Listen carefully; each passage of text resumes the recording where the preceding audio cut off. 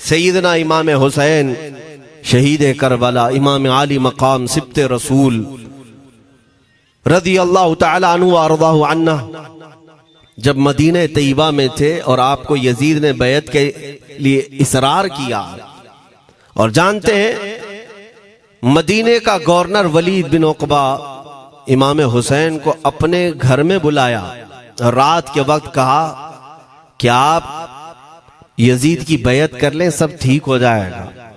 आपने एक तारीखी जुमला फरमाया था, आज वो सब मुसलमानों को याद होनी चाहिए। इमाम हुसैन ने ये नहीं कहा मैं हुसैन रसूलुल्लाह का नवासा यजीद की बैत करूंगा फासिक व फाजिर की, ये नहीं कहा आपने।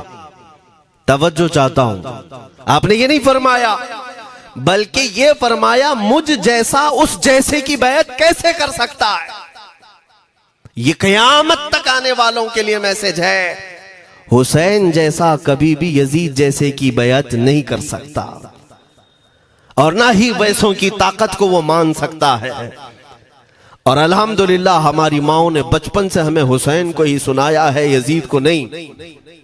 इसलिए आज अगर किसी तख्त पर यजीद बैठा हो तो हमें डर नहीं लगता इस बात का कि वो गर्दन उड़ा देगा, हमें इस बात का खौफ नहीं लगता कि फांसी पर चढ़ा देगा।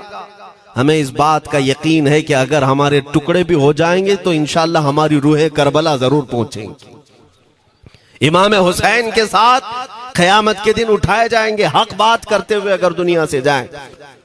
अजीजा ने गिरामी वकार, मैं तारीख की चंद झलकियां आपके सामने रखूंगा। मुझे हुक्म भी हुआ है, बहुत जल्दी वक्त खत्म हो जाएगा, समेटना है। मैं चंद मिसालें आपके सामने रखता हूं। ताकत किसे कहते हैं, कुव्वत किसे कहते हैं। जिम में जाकर बॉडी बनाने वाला ताकतवर है, काजू बादाम खाने वाला ताकतवर है, मुक्के मारने वाला ताकतवर है। कौन है ताकतवर? ताकत किसे कहते हैं? मेरे अजीजों, असल ताकत तो ये है कि तुम इस्तेमाल अपने हाथ पैर कुछ भी ना करो, लेकिन खलबली दूसरों में मची रहे। ये असल ताकत है, ये रब ताला की तरफ से दी हुई होती है इनाम में। वरना आप सोच सकते हैं कि हुसैन आजम के साथ जो लोग आए थे वो कुल काफिला कितना था। अलग अलग रिवायतें, इमाम हुसैन के साथ 135 लोग थे, बाज रिवायात में है 96 थे, 96 लोग थे, बाज रिवायत में 82 थे। शहीद होने वालों की तादाद 72 है। लेकिन इस बात पर अक्सर उलमा मुहद्दिसीन का ख्याल है कि 82 लोग थे, 82 लोग थे। 82 के मुकाबिल में कितने लोगों को आना चाहिए रास्ता रोकने के लिए?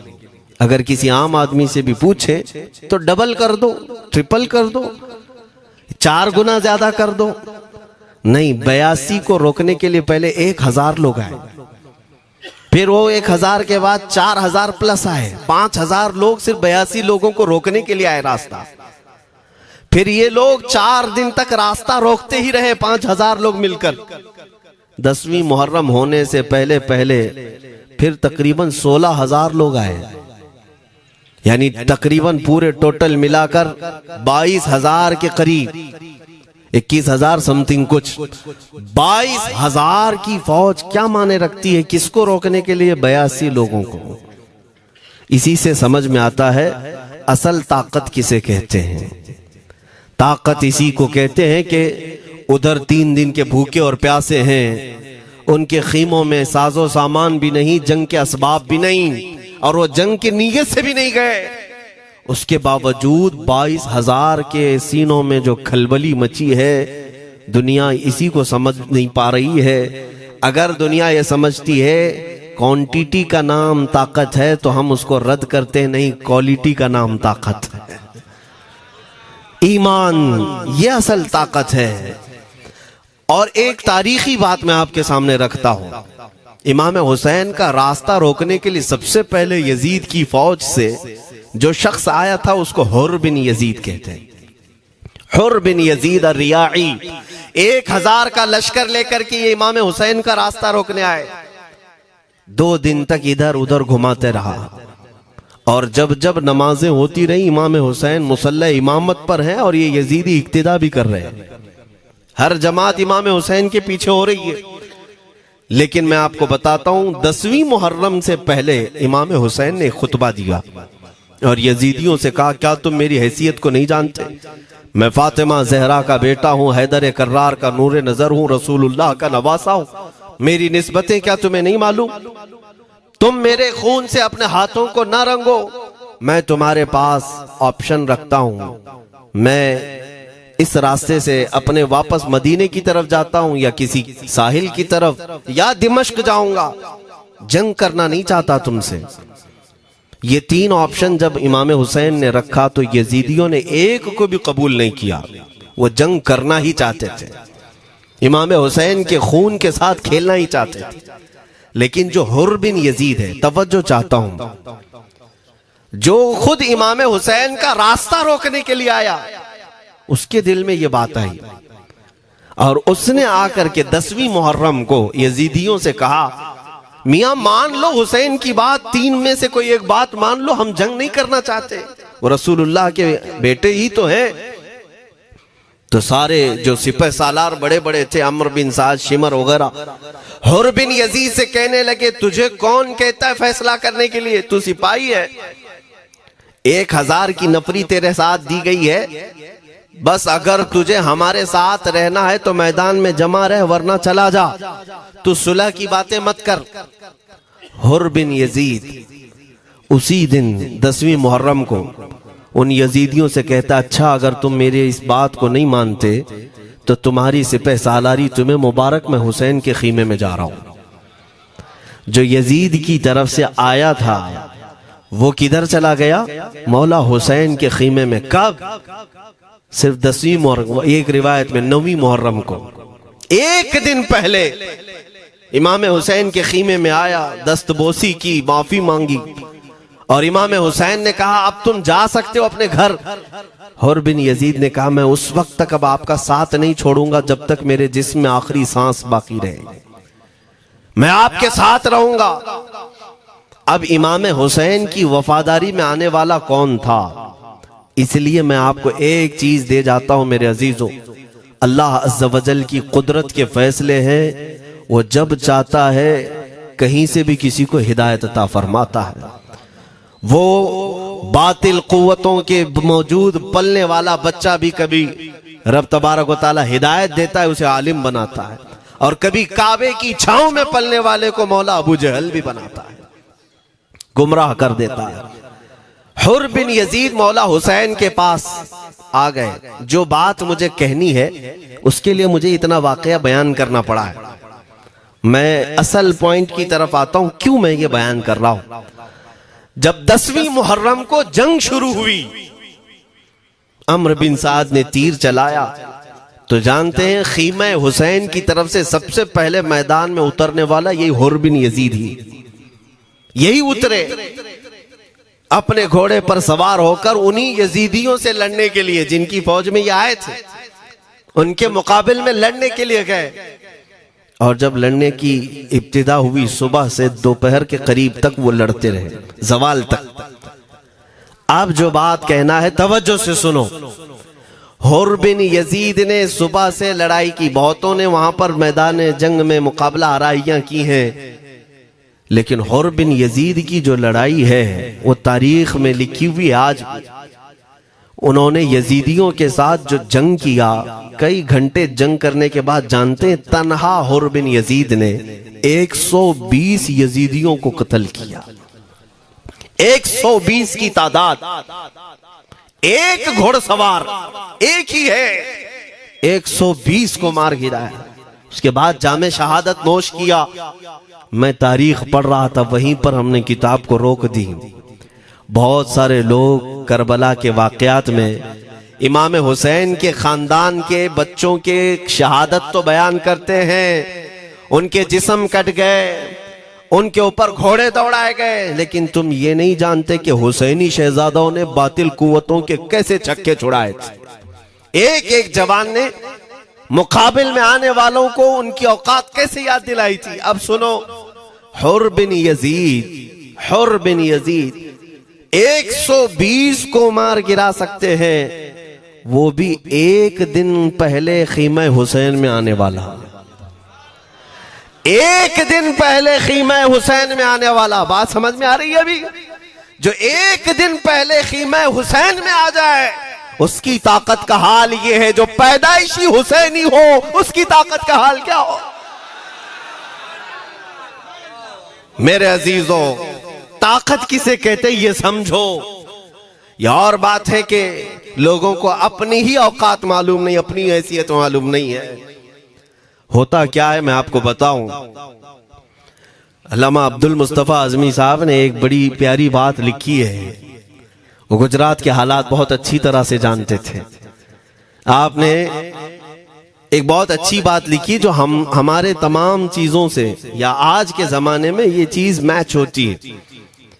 एक ताजिर तिजारत करने के लिए निकला, उसके पास कुछ कीमती हीरे थे, कीमती हीरे थे, और वो हीरों की तिजारत करता था और एक चोर उसके पीछे पड़ गया। और वो चोर रोजाना वो चोरी करने के चक्कर में रहता था कि जब रात को ये ताजिर सोए तो मैं ये हीरे निकाल लूंगा। लेकिन 2-3 दिन जब जब वो ताजिर सोता था वो पूरे हीरे चेक करता था, कहीं नहीं मिलते थे। थक गया चोर। 3 दिन के बाद उस ताजिर को उसने पूछा, चोर ने कहा कि तुम हीरे रखते कहां हो? दिन भर तो तुम्हारे पास होते, रात में कहां जाते? तो उस ताजिर ने कहा, अकल का अगर तू इस्तेमाल करता तो तुझे बात समझ में आती। रोजाना मैं तेरे ही जुब्बे में रात को ये हीरे रखकर खुद सो जाता था। वो अपना नहीं तलाश करता, इसका तलाश करता। बिला तशबीह बिला तमसील। मेरे अजीजों, तुम्हारे पास जो ताकत है तुम्हें उसका अंदाजा नहीं।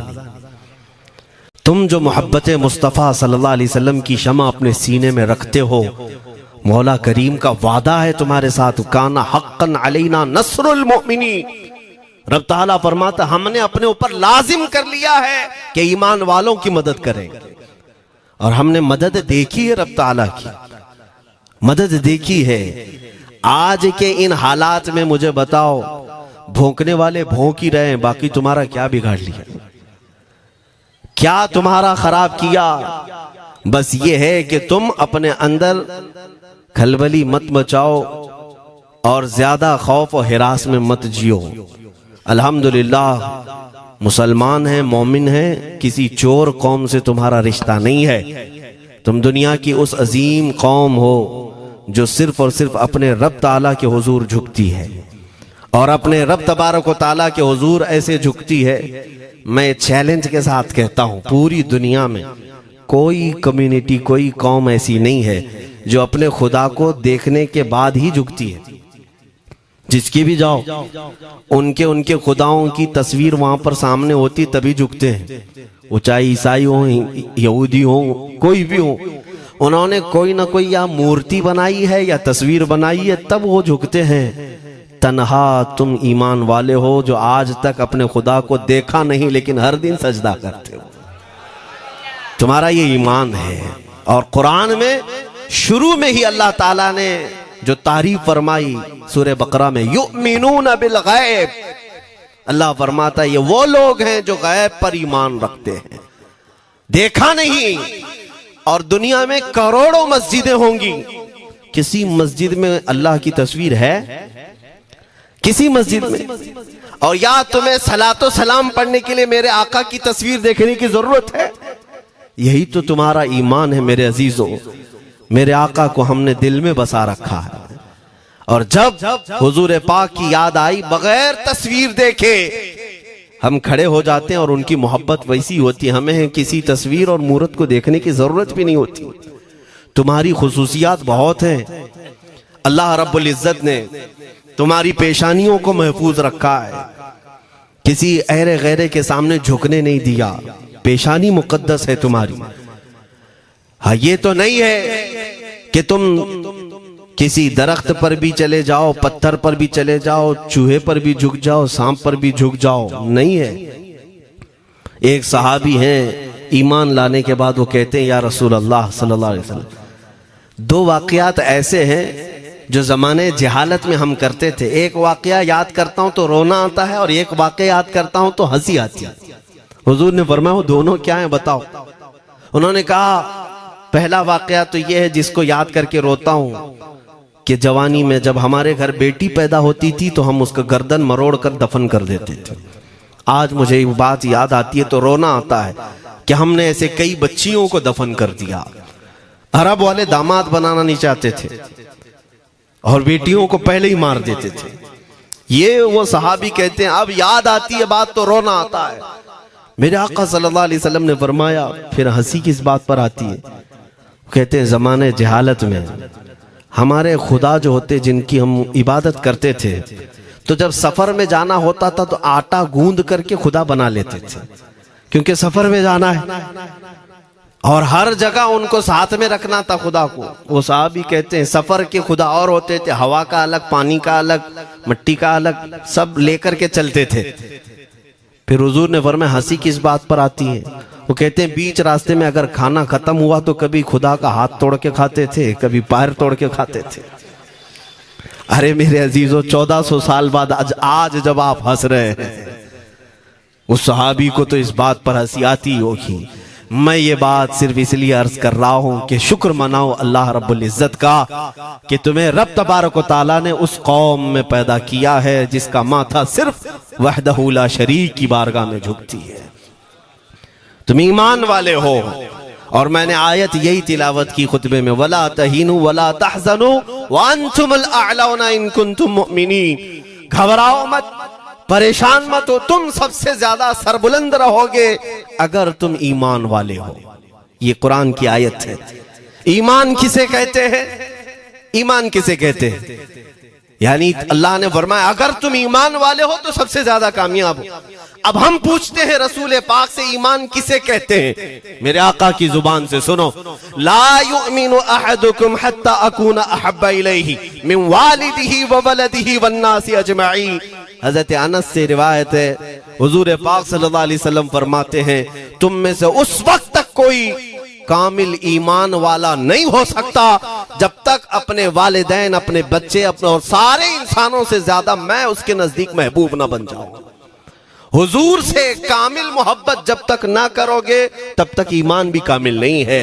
खुलासा कलाम यही है कि मोहम्मद से वफा तूने तो हम तेरे हैं, ये जहां चीज है क्या लौह कलम तेरे हैं। बस इसी बात पर आपको आना है। इकबाल भी ये कहता है मैं जर्मनी गया, यूरोप का सफर किया, वहां की तरक्कियों को देखा और वो लोग बहुत आगे बढ़ रहे थे। मैं इसीलिए सफर किया कि मैं वहां तहकीक करके आऊं, देखूं, अपनी कौम को आकर के मैं बताऊं मुसलमानों को कि किस फील्ड में तुम जाओगे तो कामयाब होंगे।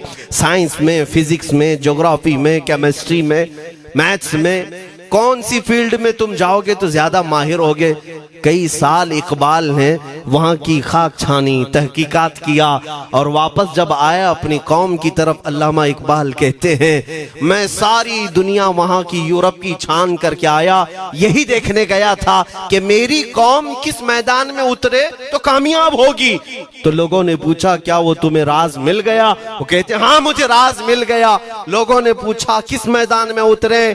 तो वो इकबाल कहता है मैं तो राज को पहुंचा, अपनी कौम को बताता हूं तुम्हारी तरक्की का राज सिर्फ इतना ही है कि मोहम्मद से वफा तूने, कि मोहम्मद से वफा तूने तो हम तेरे हैं। ये जहां चीज है क्या लौह कलम तेरे हैं। सारी कामयाबी का असल राज मेरे आका से बेइंतहा मोहब्बत है।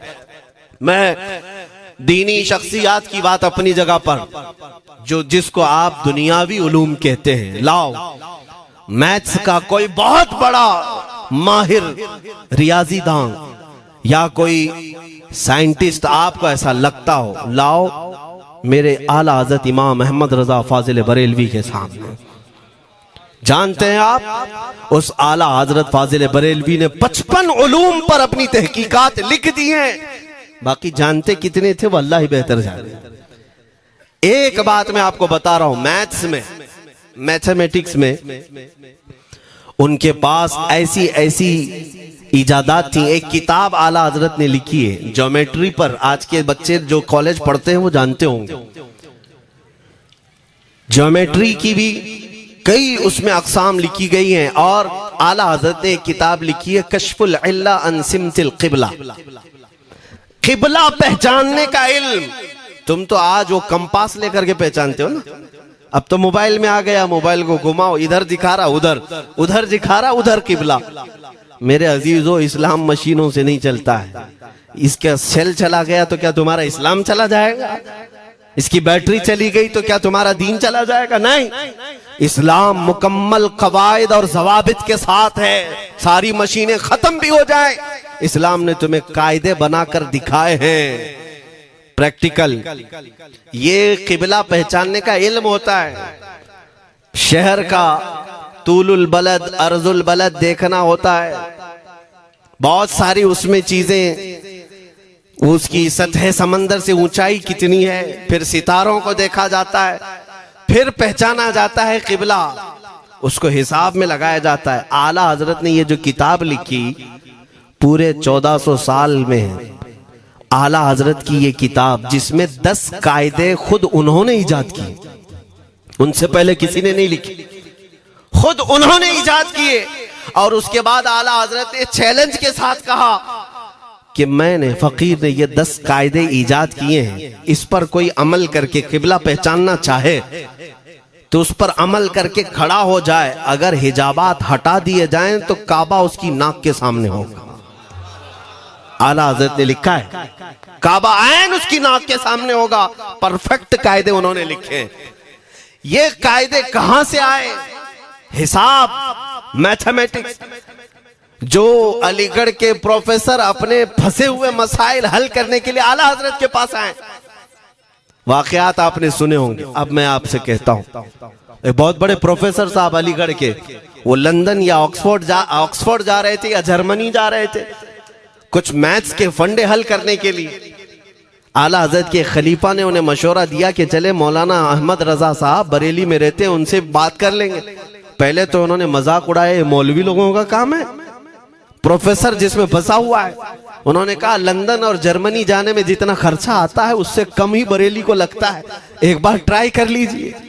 वो आए आला हजरत के यहाँ, वो मौलाना सैयद सुलेमान साहब के कहने पर जब आला हजरत के पास आए, असर का वक्त था, अजान हो चुकी थी, आप मस्जिद की तरफ जा रहे थे।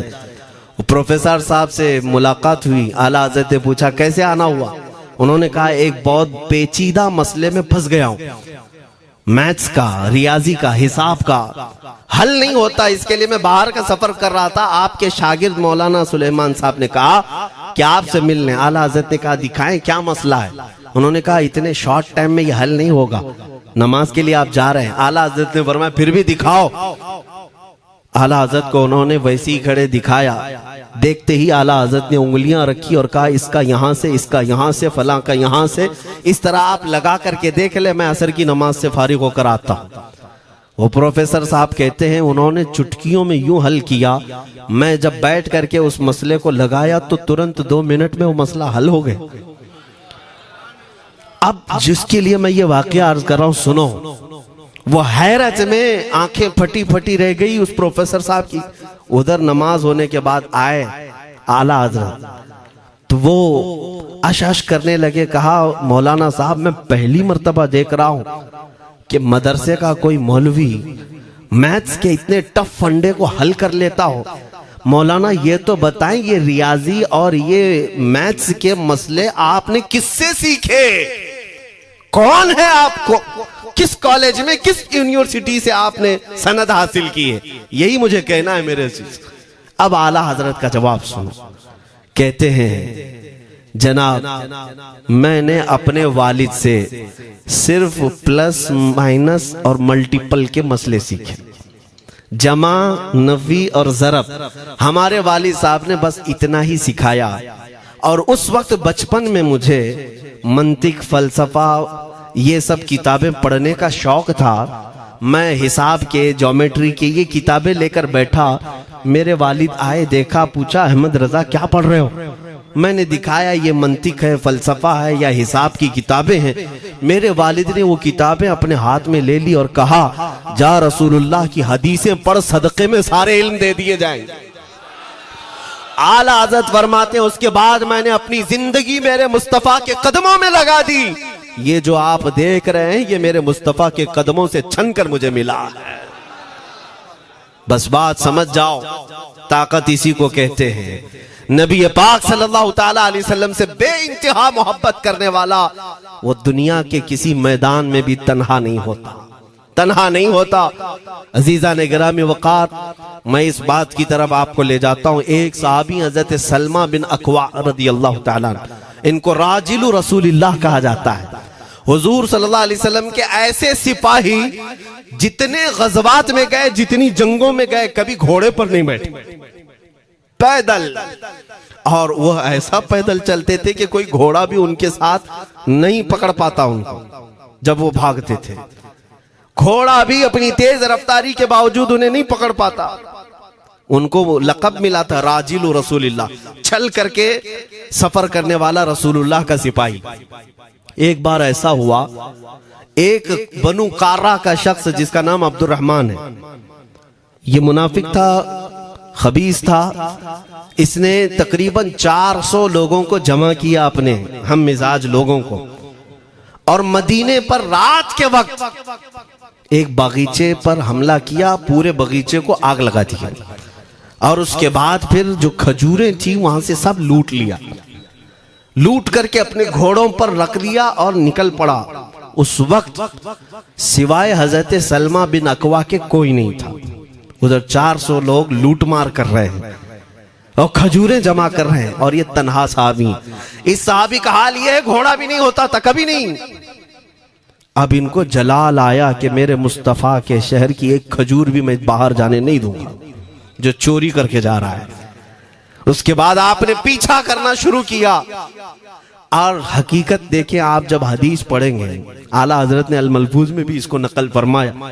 जब तक मैं ये हदीस पढ़ रहा था, इतनी हंसी भी आती है और उनकी इस बहादुरी पर दिल खिल जाता है और सीना चौड़ा होता है कि वो अकेले किस बात पर भाग रहे थे। उनके पीछे 400 लोगों के पीछे भाग रहे।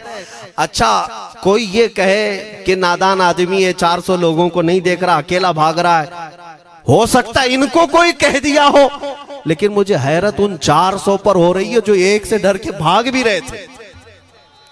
वो भी भाग रहे हैं, एक दौड़ा रहा है और 400 भाग रहे हैं। वह अब्दुर्रहमान कार्रा का रहने वाला कारी भागा जा रहा है और सबसे कह रहा है, सलमा बिन अकवा से अपनी अपनी जान बचा लो। इसीलिए मैं कहता हूं ये बुज़दिल कौमें हैं, मेरे मुस्तफा के गुलामों का मुकाबला करने की सकत नहीं रखती, जिसके सीने में इश्क़ मुस्तफा हो। 400 भागते रहे और ये भगाते रहे बहुत दूर तक। जब हज़रत सलमा बिन अकवा भागते थे तो घोड़े भी पीछे पड़ जाते, और आप जैसे जैसे कोई घोड़सवार आता उसकी टांग पकड़कर खींचते और उसकी गर्दन पर पैर रखते, फिर आगे निकल पड़ते थे। न जाने कितनों को उन्होंने तन्हा अपने हाथों से गिराया, कोई मुकाबला करने को तैयार नहीं। गिराते भी हैं और उनकी गिरी हुई खजूरें जमा भी करते हैं कि मुझे मदीने वापस ले जाना है। उस सहाबी को मैं पढ़ता हूं, अजीजा ने गिरामी खजूरें जमा करते रहे और उन्हें भगाते रहे। आखिर में वो 10-10 की टुकड़ियों में बदल गए। वो अब्दुर्रहमान कार्रा का रहने वाला कहने लगा, एक साथ मत भागो, ये अकेले सबको भगा रहा है, 10 इधर जाओ, 10 उधर जाओ, 10 उधर जाओ। जालिमों, पलट कर मेरे मुस्तफा के गुलाम का मुकाबला करके देखते हैं, लेकिन किसी से नहीं हुआ। वो पहाड़ की चोटियों में चले गए। हजरत सलमा बिन अकवा पहाड़ पे भी चढ़ने लग गए। तो अब्दुर्रहमान कार्रा वो कहता है वहीं से चीख करके, सलमा बिन अकवा तुमको क्या चाहिए, क्यों पीछा कर रहे हो? कहा, मैं शहर रसूल की एक खजूर भी जब तक तुम्हारे पास होगी पीछा करता रहूंगा। उसने वहीं से अपने सारे साथियों को पुकार कर कहा, सारे लोग खजूरें फेंक दो, अपनी जान बचा लो। सबों ने खजूरें दे दी। हजरत सलमा बिन अकवा पूरी खजूरें जमा की, कितनों को रोनते हुए वापस आने लगे। जानते हैं, एक सहाबी और है हजरत अबू कुतादा, जिनको फारिसु रसूलिल्लाह कहा जाता है। उनका घोड़ा दौड़ता हुआ उनको दौड़ाता हुआ हजरत अबू कुतादा उस पर हैं और 10 लोग और साथ हैं। वो हजरत सलमा बिन अकवा की मदद के लिए आ गए। जब वो आए तो ये अक्सर को तो गिरा चुके थे, खजूरें ले भी चुके थे। हजरत अबू कुतादा 10 सहाबा के साथ जब आए, हजरत सलमा बिन अकवा की और मदद हो गई। अब ये मदीने आने लगे तो तवज्जो चाहता हूं। हजरत सलमा बिन अकवा ने पूछा, मैं तो अकेला दौड़ा रहा था, कोई मुझे न देखा था न ये वाकई की किसी को खबर थी, तुम यहां तक कैसे आए? तुमको किसने भेजा मेरी मदद के लिए? मुसलमानों याद रखो, मेरे मुस्तफा की वफादारी में जब कोई निकलता है तो कहां से मदद आती है अंदाजा भी नहीं होता। हजरत सलमा बिन अकवा ने उनसे पूछा अबू कुतादा से, तुम आए कैसे? हजरत अबू कुतादा ने जो जवाब दिया वो और ताज्जुब का था। कहा, हमने नहीं देखा, हमको मालूम भी नहीं तुम किसके साथ गए हो, हमें ये वाकया भी नहीं मालूम, लेकिन हम अपने खीमे में बैठे थे, हमारा ये घोड़ा दौड़ता हुआ है, ये घोड़ा दौड़ता हुआ आया और दोनों पैर बार बार उठा करके हिनहिनाने लगा। मेरा घोड़ा ऐसा कभी करता नहीं, वो जिहाद में जाने वाला घोड़ा है, फरमाबरदार है। अबू कुतादा ने उसको सहलाया लेकिन फिर भी वो खामोश नहीं हुआ। हजरत अबू कुतादा कहते, मैं पहचान लिया, वो अपनी पीठ पर मुझे सवार करना चाहता है। मैं इसकी पीठ पर बैठ गया। मेरे साथी भी ताज्जुब में थे, इतनी वक्त गुजर जाने के बाद घोड़े को न भूख लगी है न प्यास लगी है, ये कहां ले जा रहा है? अबू कुतादा कहते, ये घोड़ा है जो तुझ तक हम सबको ले आया है। हजरत सलमा बिन अकवा ने कहा, हाँ मुझे याद है, जब मैं उन 400 को दौड़ा रहा था तो तुम्हारा घोड़ा मुझे देख रहा था। पता ये चला दुनिया का हर जानवर भी मेरे मुस्तफा का वफादार है। अगर तुम नबी पाक सल्लल्लाहु अलैहि वसल्लम की इज्जत व हुर्मत के लिए उठते हो तो चूंटियां अपने सुराख में तुम्हारे लिए दुआ में मशगूल हो जाती हैं, मछलियां पानी में तुम्हारे लिए दुआएं करती हैं।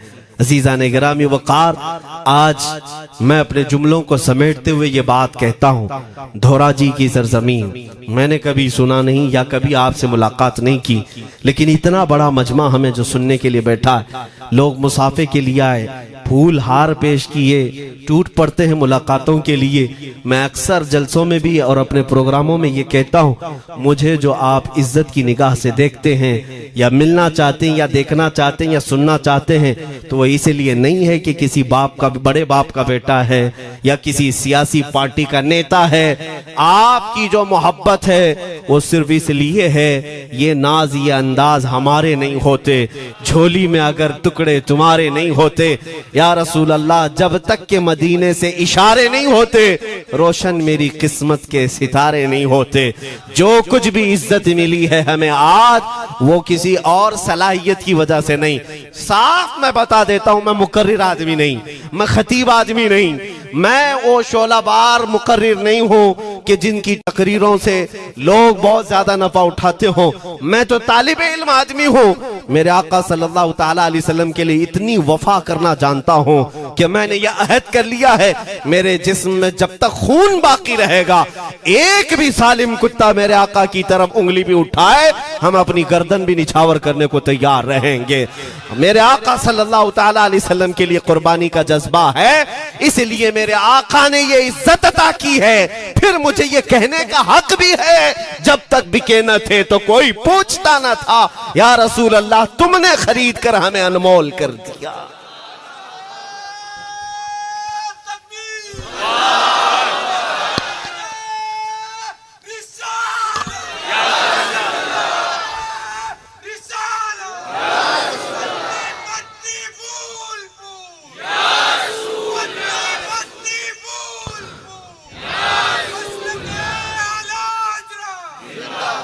मेरे अजीजों, इस बात पर आज तुम्हारा इत्तिहाद होना है, आज तुम्हारा इत्तिहाद होना है। मैंने काफी इलाकों के दौरे किए और देख लिए, लोग जो कहते हैं हम बिखरे हुए हैं, बटे हुए हैं, टुकड़ों में हैं, लेकिन मैंने सबको देखा, यकीनन फिरकों में भी बटे हैं, सिलसिलों में भी। हालांकि सिलसिलों में इख्तिलाफ होना नहीं चाहिए, जो सलासिल हक्का हैं वो सब मदीने तैयबा की नहरें हैं, इख्तिलाफात नहीं, लेकिन उसके बावजूद बटे हुए लोग हैं। एक दूसरे से मुसाफा नहीं करना चाहते, एक दूसरे के पीछे नमाजें नहीं पढ़ना चाहते, जो खाली सुन्नी होकर भी, ईमान वाले होकर के भी। मैं बहुतों से ये शिकायतें सुना कि हम में बहुत सारे इख्तिलाफात हैं, लेकिन इसका हल तकरीरें हैं, तहरीरें हैं, लोगों को समझाना है, इस्लाह करना है, सब करके देख लिया। लेकिन एक बात मैंने खुद प्रैक्टिकल देख लिया कि 1000 टुकड़ों में क्यों ना बटे हों, लेकिन मेरे मुस्तफ़ा का नाम आ जाए तो हर कोई मुत्तहिद नजर आता है। ये हमने देख लिया है, ये हमने देख लिया है। किसी भी पीर से बैत क्यों ना हो, मैं दूसरों की बात नहीं करता, लेकिन मैंने पूरे हिंदुस्तान के कोने कोने में देखा है जाकर के, किसी भी सुन्नी सहीहुल अकीदा पीर से बैत क्यों ना हो, अगरचे उसके आपस के झगड़े हों, लेकिन हमने एक मजमे में मुझे सुनने वालों को, ऐसे इख्तिलाफ वालों को भी देखा, दोनों सुन रहे हैं, लेकिन जब हमने पूछा मेरे मुस्तफा करीम की इज्जत पर बात आए तो तुम में से कौन खड़ा हो सकता है, हर इख्तिलाफ रखने वाला भी ये कहता है, या रसूल अल्लाह, ये जिस्म भी तुम्हारा, ये जान भी तुम्हारी, करूं तेरे नाम पे जां फिदा, न बस एक जान दो जहां फिदा, दो जहां से भी नहीं जी भरा, करूं क्या करोड़ों जहां नहीं, ये हर एक का नारा है। इससे पता ये चला कि आज तुम सबको अगर कोई चीज जोड़ सकती है तो नाम मोहम्मद है, मेरे मुस्तफा करीम सल्लल्लाहु अलैहि वसल्लम की मोहब्बत है। गुंबदे खजरा की छांव में सबको जमा करो, इंशाअल्लाह अज़ीज इत्तिहाद बरकरार रहेगा। असल की तरफ नजर रखो, बादशाह की तरफ नजर रखो, बाकी जितने वली हैं, जितने पीर हैं, सब वजीर हैं, सब वजीर हैं, बादशाह सिर्फ मेरा मुस्तफा है। नबी पाक सल्लल्लाहु ताला अलैहि वसल्लम को हम शहंशाह तस्लीम करते हैं, लिहाजा अगर बादशाह की तरफ नजर होगी तो तुम्हें शैतान ये इस तरह की लड़ाइयों में नहीं रखेगा, वो कामयाब नहीं हो सकेगा। तुम सबका मिशन अगर मेरे मुस्तफा की इज्जत और उनकी नामूस हो जाए, हुजूर अकरम सल्लल्लाहु ताला अलैहि वसल्लम की तरफ हमने देखा है बड़े बड़े इख्तिलाफात खत्म हो जाते हैं। हजरत अबू जर गिफारी, हजरत बिलाल हबशी, दोनों में झगड़ा हो गया था, तकरार हुई। हजरत अबू जर गिफारी ने सिर्फ हजरत बिलाल को गुस्से में आकर कहा, काली औरत के बेटे, या इब्न उम्मी सौदा, ये तकरार में हो जाता है। हजरत बिलाल को ये बात लग गई, थे तो काले, लेकिन सहाबी ने कहा था काली औरत के बेटे। हुजूर के पास जाकर अर्ज किया, या रसूल अल्लाह, अबू जर ने मुझे आज यूं कहा, अबू जर ने मुझे आज यूं कहा, काली औरत के बेटे। मेरे आका सल्लल्लाहु अलैहि वसल्लम को जला लाया, बाहर आए, बुलाया, अबू जर कहां है, आए। हुजूर पाक ने उनको मुखातिब करके सिर्फ इतना फरमाया, अफीकल जाहिलिया, अभी तक तुम्हारे अंदर पुरानी जाहिलियत बाकी है। 3 बार पूछा और उसके बाद मेरे आका चले गए, कुछ नहीं फरमाया। पुराने जमाने की काफिरों की जाहिलियत अभी बाकी है, जो माँ के नाम से लोगों को गालियां देते या पुकारते थे। हजरत अबू जर गिफारी को इतनी बात लग गई कि मेरे आका मुझसे रूठ गए, मेरे आका के दिल पर यह बात लग गई। तो उन्होंने ये नहीं किया कि देखा जाएगा बाद में क्या होगा, नहीं, सीधे मस्जिद नबवी में हजरत बिलाल को ढूंढने के लिए आए। कहां है? हजरत बिलाल मिल गए तो उनका हाथ पकड़ करके लाए। अबू जर गिफारी जमीन पर लेट गए, सो गए। कहा है बिलाल, मुझे माफ कर दे, मैंने तुझे सख्त जुमला कहा, मुझे माफ कर दे। हजरत बिलाल ने कहा, ठीक है, मैंने माफ कर दिया, हो गई बात। लेकिन हजरत अबू जर गिफारी ने कहा, नहीं, मेरा दिल इस पर सुकून नहीं मानेगा। एक काम करो ए बिलाल, तुम अपना ये पैर मेरे चेहरे पर रगड़ो, ये तुम्हारा तलवा जिसको मैंने काला कहा था, उसी तलवे से मेरे चेहरे पर तुम रगड़ो, ताकि मुझे मेरी हैसियत पता चल जाए। हजरत बिलाल क्या उनकी बात पर अपना पांव उनके चेहरे पर रगड़ देते, दोनों हाथों से उनको जमीन पर उठाया और सीने से सीना लगाया। कहा है अबू जर, कैसी बात करते हो, जिस आका के तुम गुलाम हो उसी आका का मैं भी गुलाम। मैंने ये तारीख में पढ़ा है, अगर सख्तियों को कोई चीज जोड़ सकती है तो वो मेरे आका की मोहब्बत है और मुस्तफा करीम की मोहब्बत है। तुम्हारे सीने चौड़ा कर देगी, तुम्हारा दिल कुशादा कर देगी, तुम अपनों को एक्सेप्ट करने लग जाओगे अपने नबी की निस्बत पर। हाँ, एक बात याद रखें, मैं ये सिर्फ मेरे आका की निस्बत वालों के लिए कह रहा हूं। बाकी हमारा अकीदा तो ये है, नबी से हो जो बेगाना उसे दिल से जुदा कर दे, पिदर मादर बिरादर जानो माल उन पर फिदा कर दे।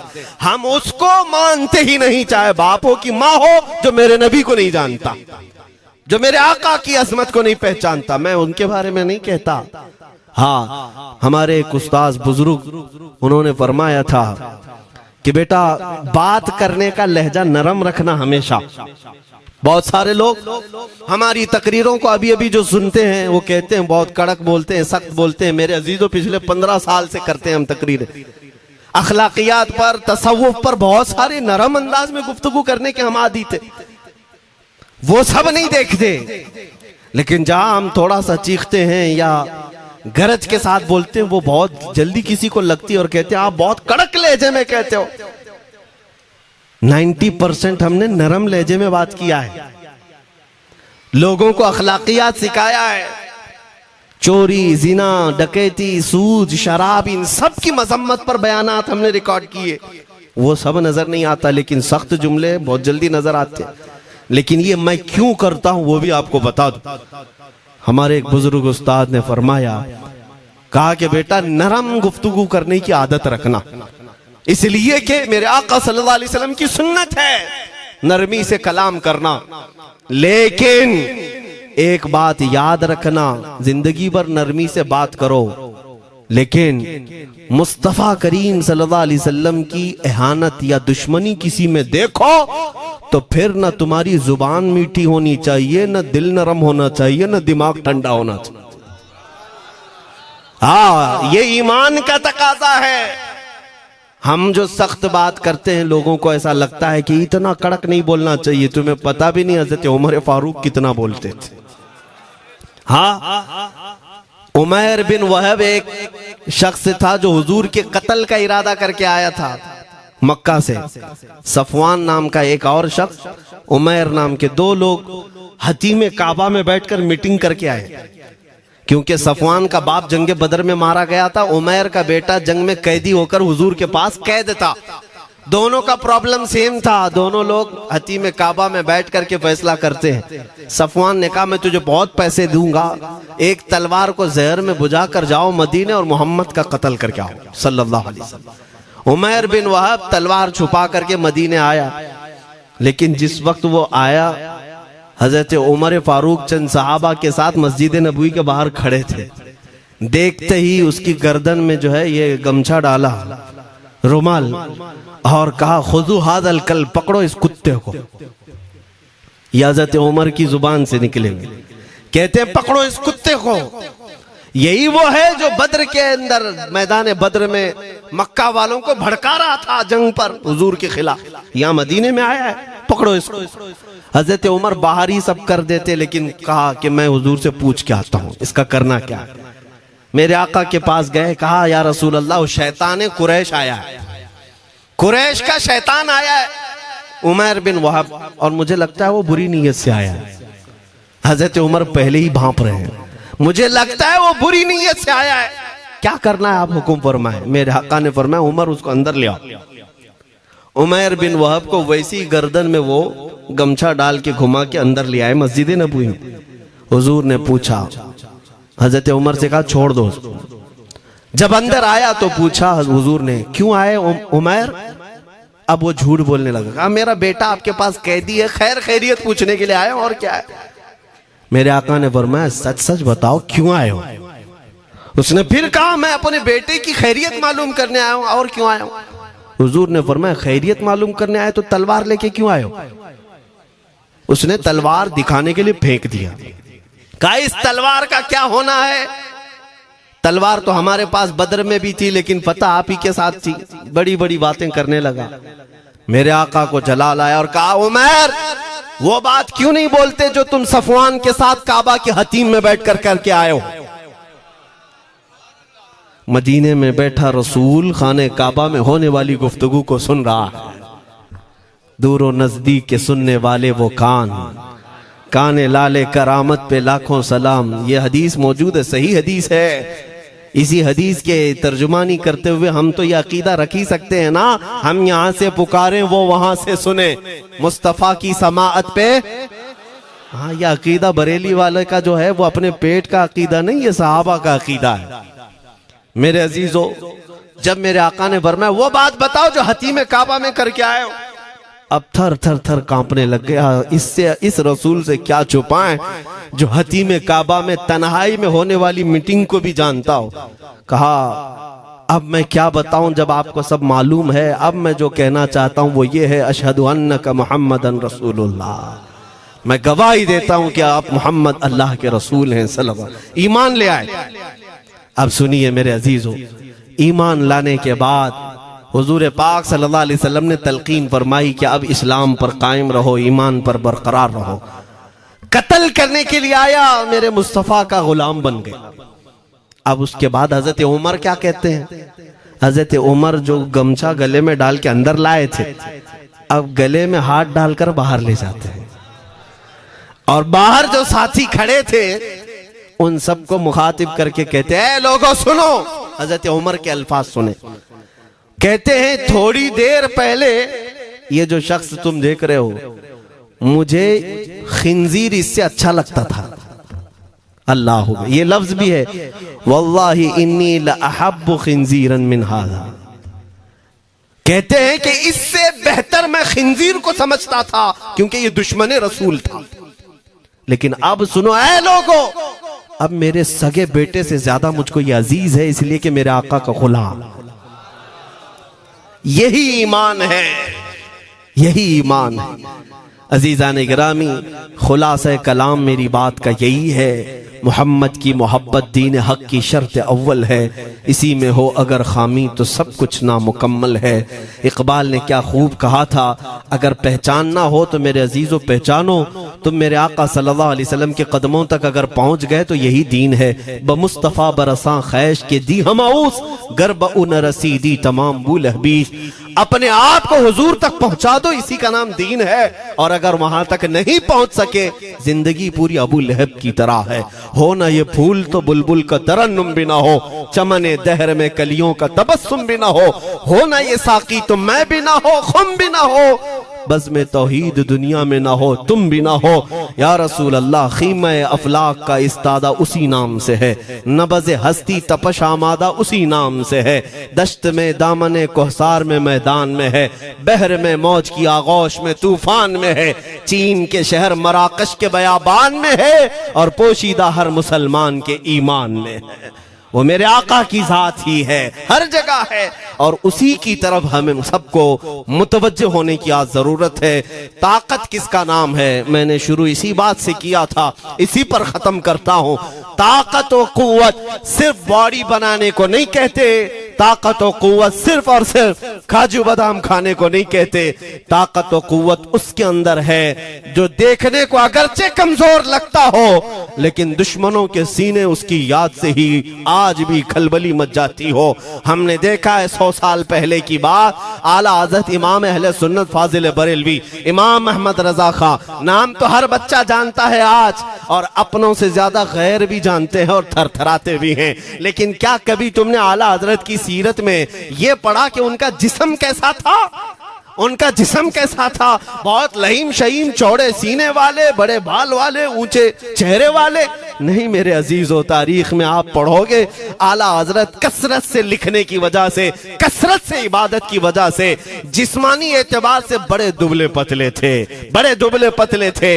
लोग देखने वालों ने यह कहा है जिस्मानी साख्त ऐसी नहीं थी कि कोई पहलवान नजर आता हो, दुबले पतले थे, नहीफ थे, देखने में कमजोर लगते थे।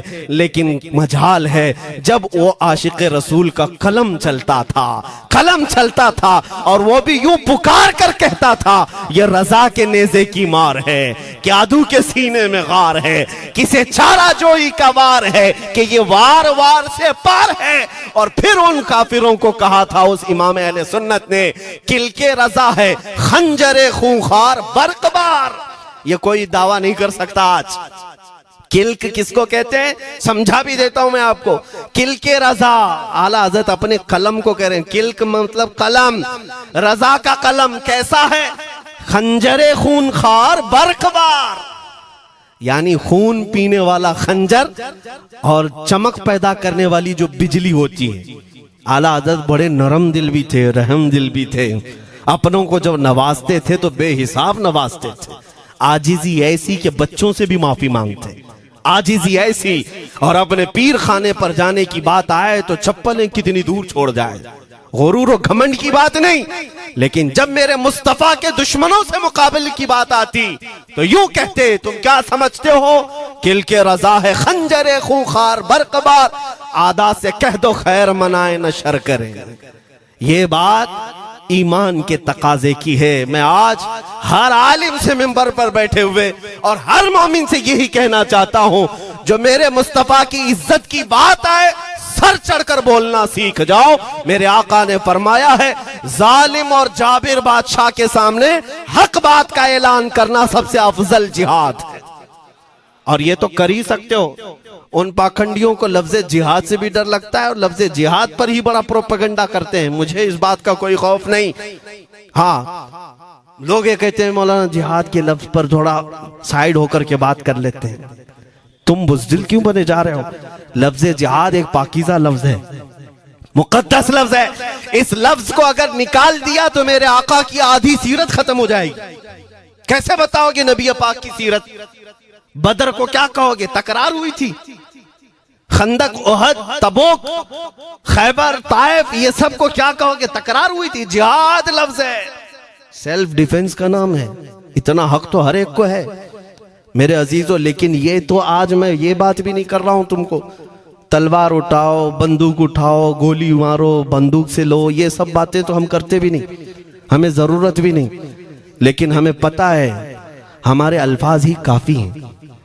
मेरे आका सल्लल्लाहु ताला अलैहि वसल्लम की मोहब्बत जिसके सीने में हो, मेरे आका ने जब ये फरमाया है कि हक बात का ऐलान करना सबसे अफजल जिहाद है, तो इस पर तो हर कोई आज अमल कर सकता है।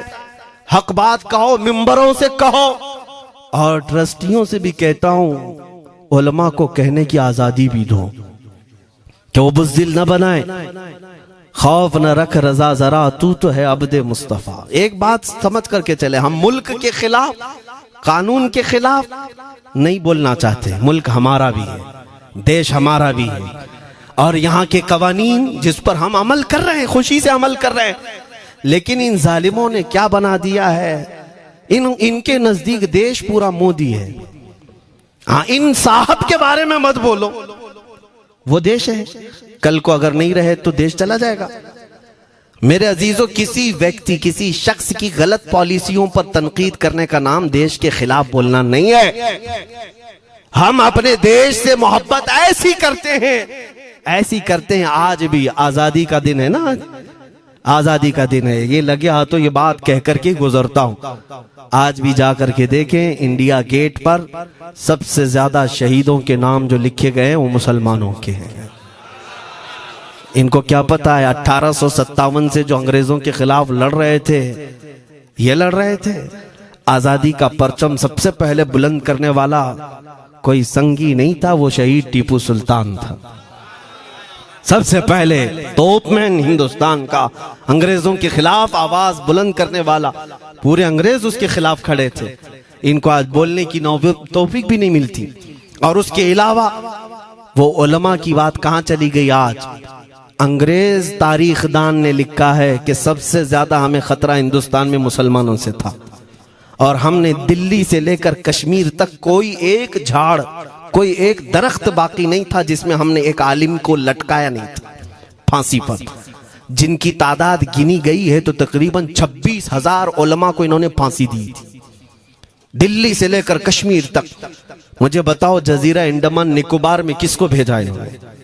मौलाना फजल हक खैराबादी, इनायत अहमद काकोरवी, ये तमाम वो लोग हैं। अल्लामा इनायत अहमद काकोरवी, जिनकी किताब आज तकरीबन हर मदरसे में पढ़ाई जाती है, इल्म उस्सिक़ा। ये किताब यहाँ चटाई पर बैठकर लिखी हुई नहीं, उस जेल की दीवारों पर लिखी हुई किताब। उसको पढ़ करके आज बच्चे आलिम बनते, हम भी पढ़े।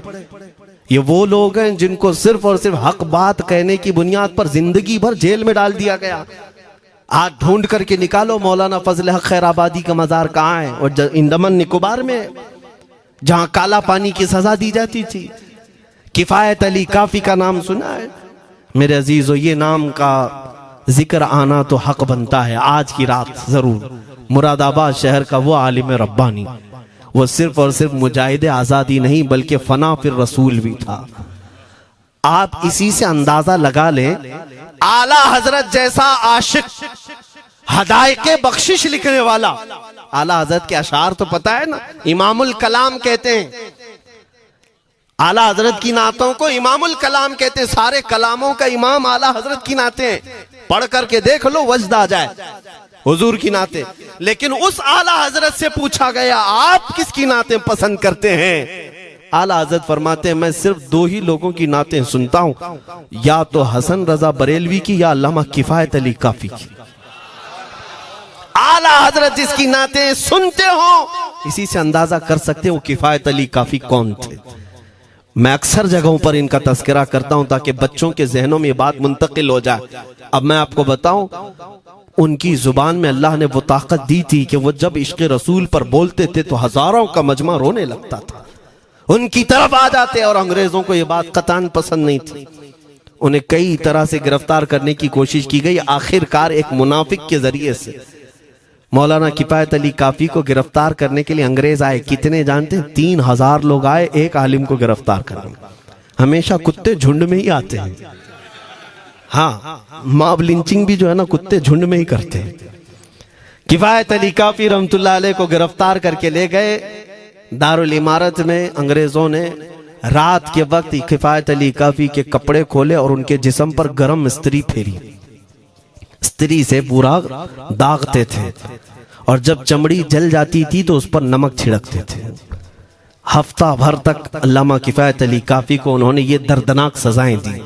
बीच में कई मर्तबा उनको सामने ऑफर रखा, तुम बदल लो अपनी बातें, छोड़ दो अपनी इस कौम को वरगलाना, छोड़ दो ये सब जो तुम तकरीरें करते हो, हम अपने हुकूमत में तुम्हें ले लेंगे, वजीफा भी देंगे, ओहदा भी देंगे। किफायत अली काफी रहमतुल्लाह अलैह ने फरमाया तुम गलत जगह हाथ मारे हो।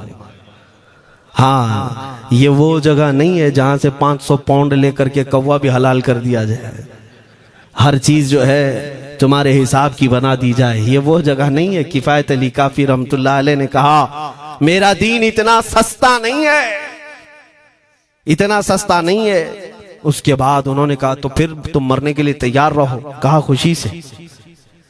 8 दिन के बाद उनको एक चौराहे पर ले जाकर फांसी का फंदा लगाया गया और पूरे मजमे में आपको फांसी के लिए चढ़ाया गया। अंग्रेजों ने पूछा था कोई आखिरी वसीयत है तुम्हारी, कोई आखिरी ख्वाहिश है तो बता दो लोगों में।